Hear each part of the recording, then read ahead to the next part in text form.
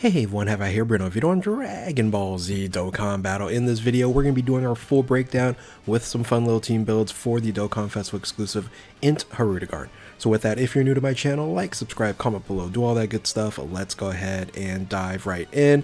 So of course, we look at the card art initially here, and it's big. That's all I can say. The character, of course, is a giant character, kind of like, you know, Cell Max, or this is, of course, a character before Cell Max, but a giant look here. The SSR kind of fills up everything. It's actually funny, the icon, it's like most of it is his shoulder right there. The TUR looks a lot better than the SSR in my opinion. You do have the complete or perfect form in the background, and yeah, just a pretty solid card art. Nothing too special, but looks pretty good there. So let's go ahead and look at the stats, and initially let's go ahead and start with the HP attack and defense here. 17,750, which is a good amount of HP. You have 15,400, which is the attack stat, which is kind of low. You're looking for like 16,000, 17,000 there. And then defense it's nice, it's 13,500. That's a pretty strong number for a TUR. So pretty solid when it comes to the stats. Let's go ahead and make this bigger here. Let's look at the leader skill. I think this is where the leader skill is where it really lacks the team that you really want to build. You don't really have too many good extreme class units now these days, right? They've been really lacking that, and when you run a movie boss Resurrected Warriors team, you can basically see the lack of top tier characters that you're able to run, because like, what are the top two extreme class characters, right? You have the Murzumasu LR Worldwide Celebration, and you have like Piccolo Jr., and it's kind of pretty much about it at this point in time. But you can't really run neither on movie bosses or Resurrected Warriors. So it would have been nice to see like a transformation, like 3 categories would have been nice, like a triple double, but it is a double double. So movie bosses Resurrected Warriors are 170, and then for the 30% boost it's legendary existence and transformation boost.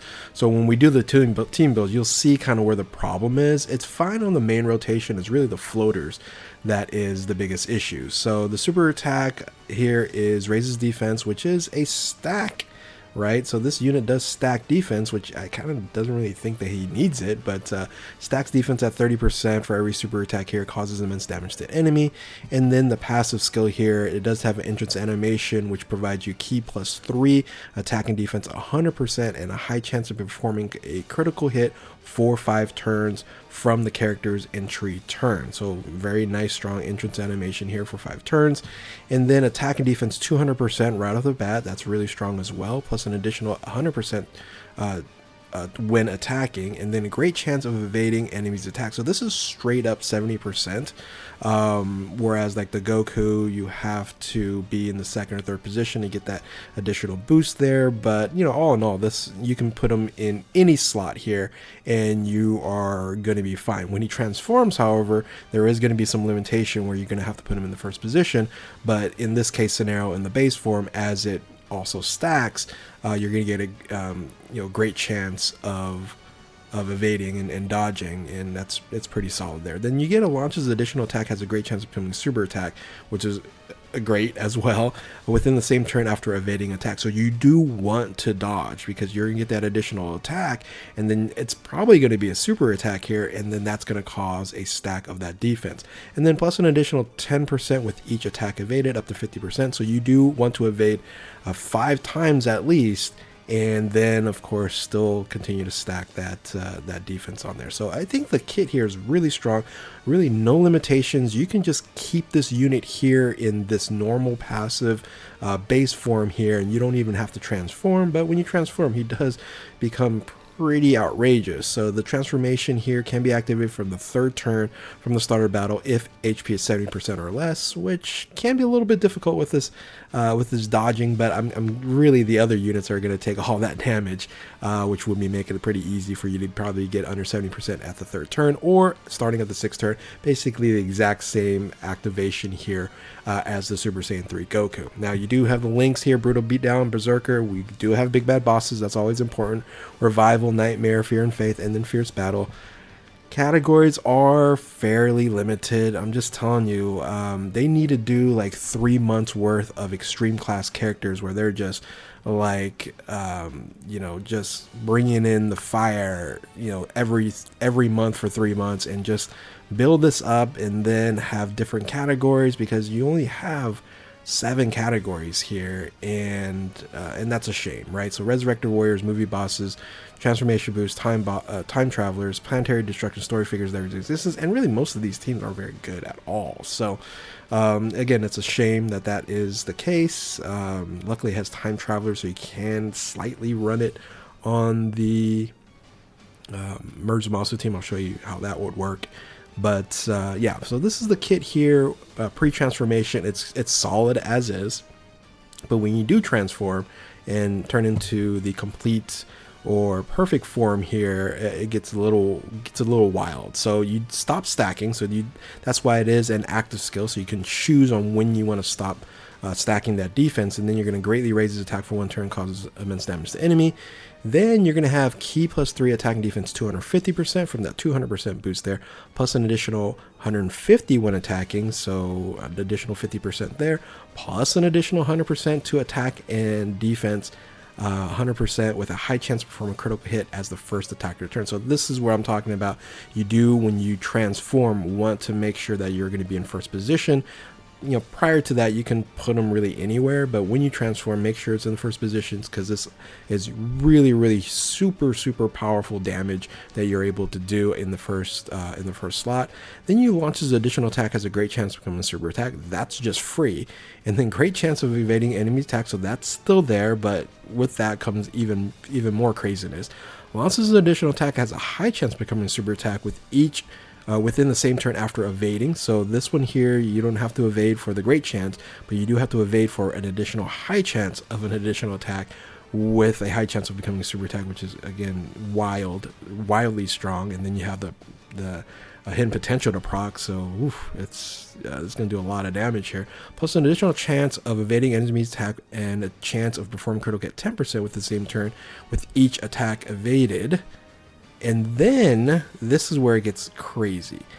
Evades enemy's attack. Like standard, you're going to evade upon entering the next attacking turn every time you evade 3 attacks. So this is how it works here. So once you evade 3 times initially, the next turn that this unit then shows up here, it's going to be guaranteed evasion.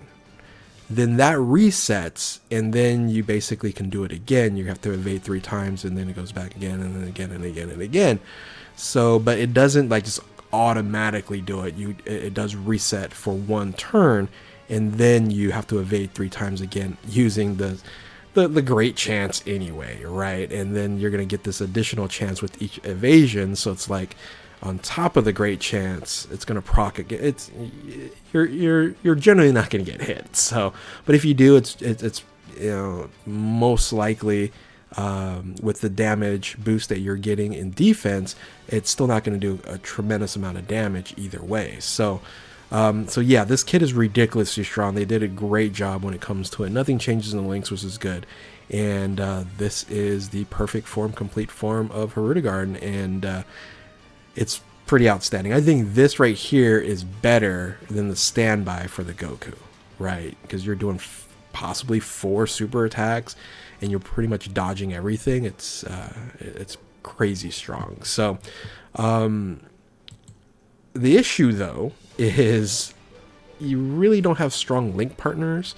You can link up with 5 links with these Janembas, but if you're going to be running a team, you're probably going to be running a large Janemba, and he only runs with 4 links.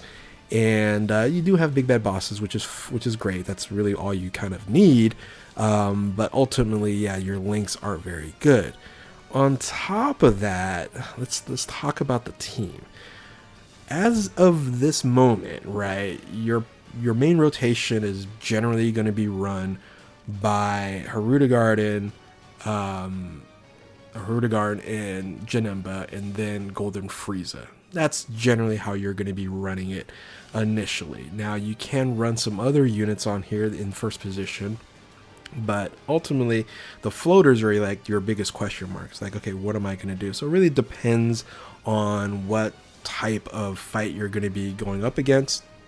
So you might run something like this if, you know, defense isn't like super important, right? So because you have that cooler on there that's going to do tremendous amount of damage, and then you can have a double support here with the Janemba, and then the you know, I don't know, I should probably put like Hearts there instead of Garlic Jr., right? Because Garlic Jr. is not really, you know, good anymore, but he is a support unit, right? Or you can, and again, I kind of switched it up, Hearts here. You can run Hearts on this team, and at least he has some defensive mechanics on here. And then you can run like Easy A, Perfect Cell. That's a good option as well. But again, not anything like very dominant. You know, can you put a Broly on there? If they Easy 8 in Broly in the celebration, that would be incredible, right? Or even Tech LR Broly, if they Easy 8 him in the celebration, that would be amazing. That, and assuming that he's good, that you can slot him in a floater position or even a main position.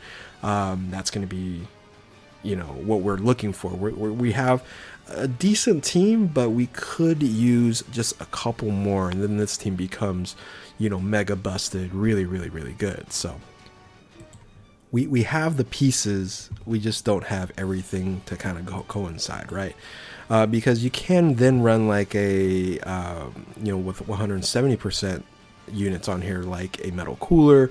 You know, AGL Turles can be a solid support unit on there. You can even have some super units if you're desperate and you're like, okay, you're gonna have some key issues, but you know, I'm gonna run you know, Tech Gohan or something like that, or even Physical Beerus. Again, you're gonna have key issues, but you know, if you're desperate, right? So you can throw some of these other characters on there, and it could work out, right? Why is she on here? Let me go ahead and remove her. Is she a resurrected warrior or movie boss? I don't think so, right? I'm gonna go ahead and take her off there.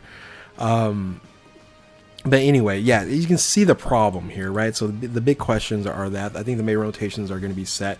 You know, Physical Janemba is not what he used to be, but he still has to stay in the first or second position for his ability to guard. And then Golden Frieza is, you know, solid anywhere you want to put him. So I can think that's kind of the problem there. So, you know, his team builds aren't very special right now, and we know that. You know, Dokkan needs to figure out something to do with extreme class characters, and even more so, like, do you even need extreme class characters? Because you're maybe even better off using super class characters on the red zone and stuff like that anyway. But and finally, I normally don't do this with breakdowns and team builds, right? It's like I just focus on the new unit as the leader.